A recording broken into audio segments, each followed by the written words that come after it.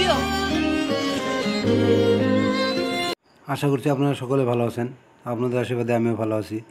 পৃথিবীতে অনেক ধরনের গান শুনেছেন এবং অনেক ধরনের স্টেজ দেখেছেন। তো আজকে শোনাবো আপনাদের একটি হিন্দি গান এবং একটি ইউনিকভাবে নতুন স্টাইলের স্টেজ। আমার জন্মে আমি কখনো এমন স্টেজ দেখি নাই। এই স্টেজের মাঝখানেই সিঙ্গারে গান গাচ্ছে, আরও চারে সাথেই পাবলিক মানে জনগণ দেখছে। এত সুন্দর দৃশ্যটা, যেমন তার রূপ তেমন তার গানের কণ্ঠ।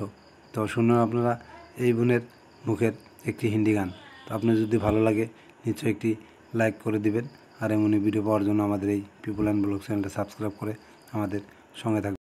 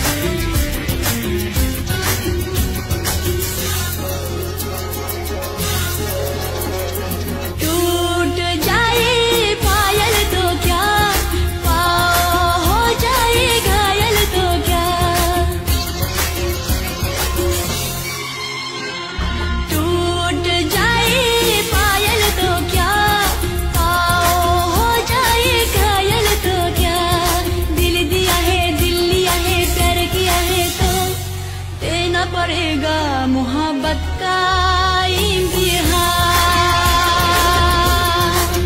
ओ जब तक है जान जाने जहां, मैं नाचूंगी, मैं गाऊंगी, मैं नाचूंगी, मैं गाऊंगी।